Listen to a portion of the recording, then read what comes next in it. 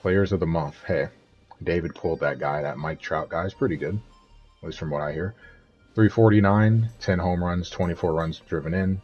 Chris Martin. Well, thankfully we don't have to face him. .96. We haven't had to see him yet in the series, I should say. Kobe Mayo, batting 300. We know what he can do because he just showed us in the last series. For May, on the other side, Justin Martinez, 7 saves, sub-1 ERA as well. Mookie Betts, 389, 6 home runs, 26 runs driven in. Hey, I recognize that guy. 250, 3 home runs, 11 runs batted in. Had to add him in, but hey, he's doing his thing for the Dodgers. Not sure why I'm looking at this, because there really shouldn't be anyone in the Cardinals in contention for a all-star spot, but just want to see. So first Cardinal for starting pitching, Sonny Gray at 186, a long ways away. And Pats was robbed. The relief pitchers, Ben Joyce. We gotta go all the way down here. Wow, rough. Closing, Brewstar over Helsley. Like, I know he's listed as a closing pitcher. I could just change it, but he's pitching better. Like, honestly, he's pitching better than Helsley. ERA is nearly half. WHIP, not half, not quite, but he's definitely been more impactful than Helsley has been, to the point that we might consider making that a permanent switch. We'll have to see. 0 for 5 with 5 Ks, damn. Looks like me hitting on GOAT. Catchers, Ivan Herrera down there at 146. First baseman,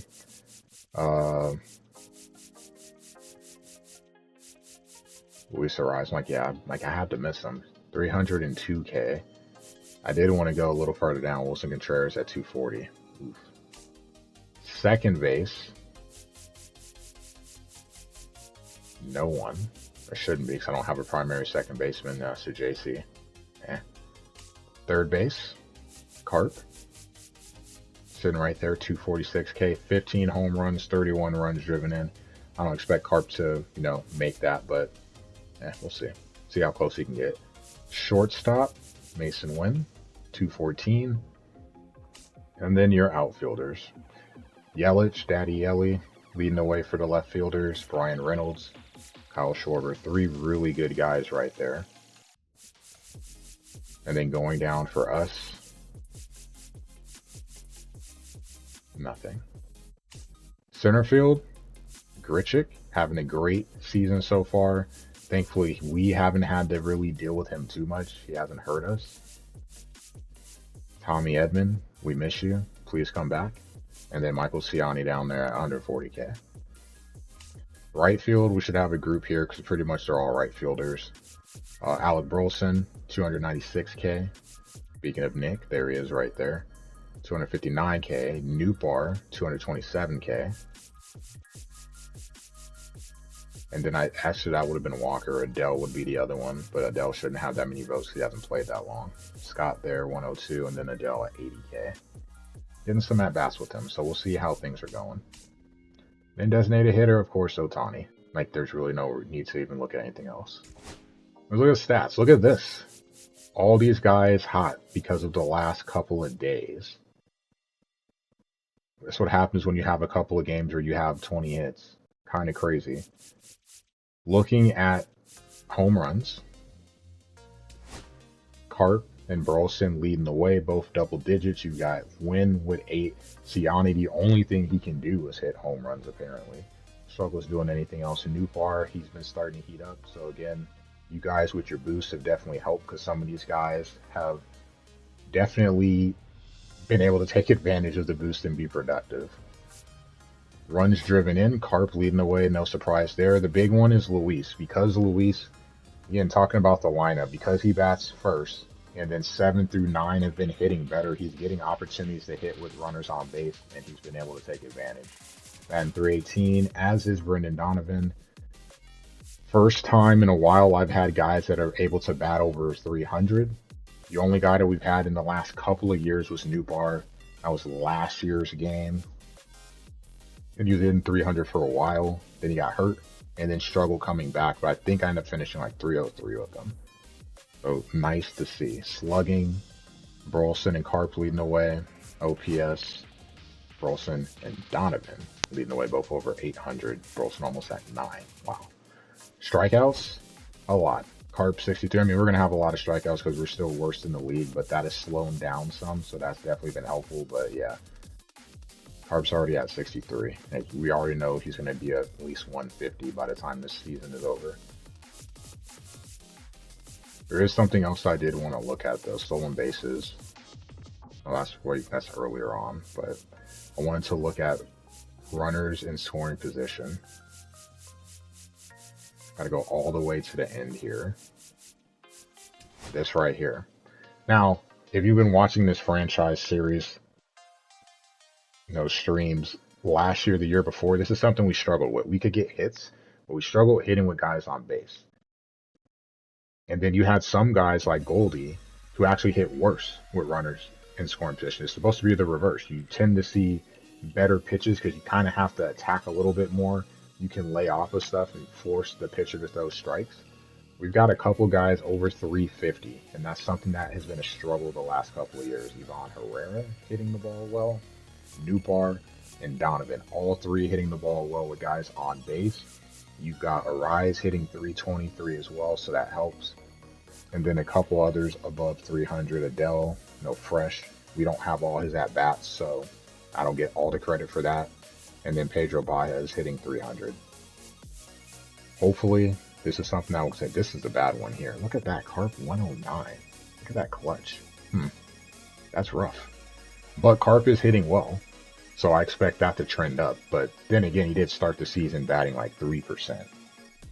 Not, 300. I'm talking about 030. 3%. It was a rough start. And then the real fun one here, the pitchers. Oh boy. Let's look at a couple in specific. Mr. Tink. In the bullpen. Don't want to start him because I don't want to ruin him. How's that going? Not really well. We're still kind of struggling. He's 3-3 on the year. Out the pen, blown a save. Don't like that mix, but that's okay. Clearly don't like the whip. More bothered by the whip than I am by the ERA.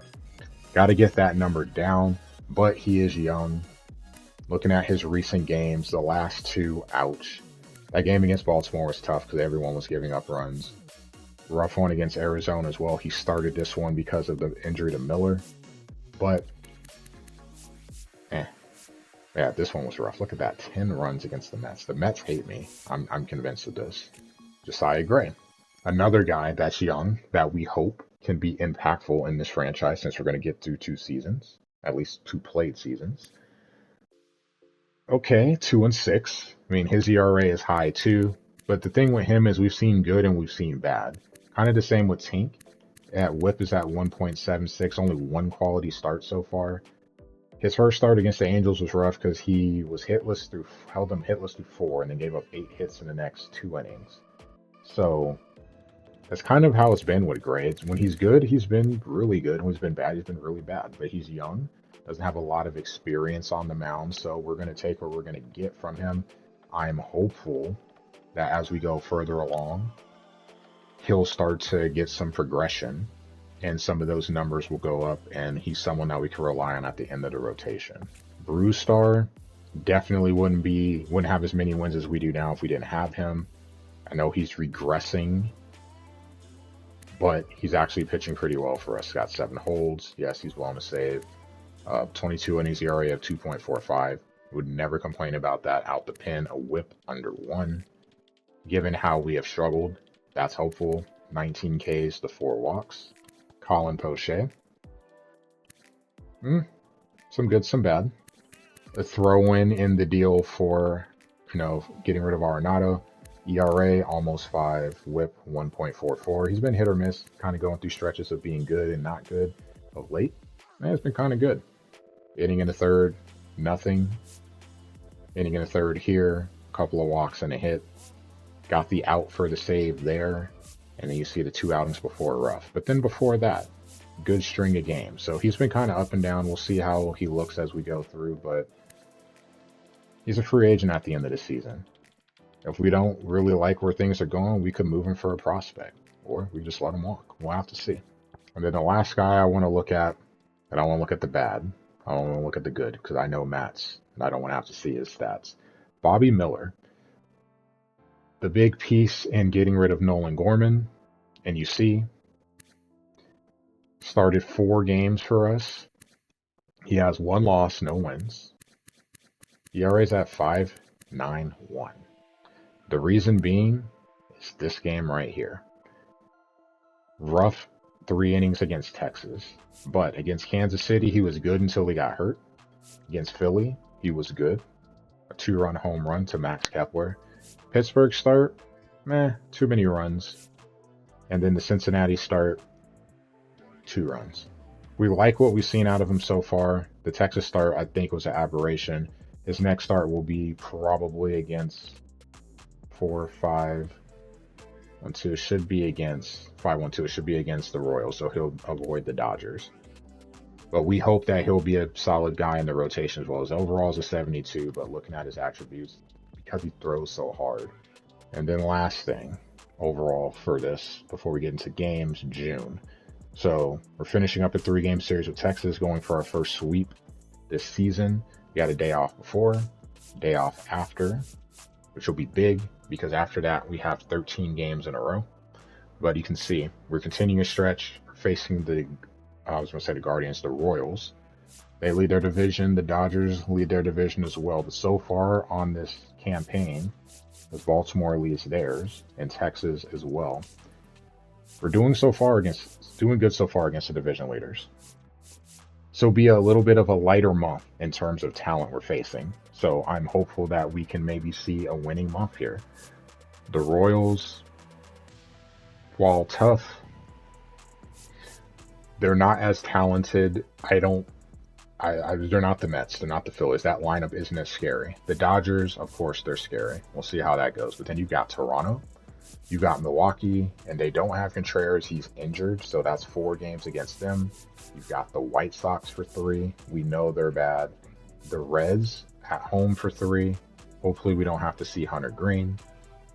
The Cubs for 4. Cleveland for 3. Not the best lineup top to bottom, but they can be very annoying because they just get singles. And then the Pirates to end, we'll probably see Scenes again. You see him in the first 2 series. So we'll see how June ends up, and I'm hopeful that this will be a good month for the Cardinals.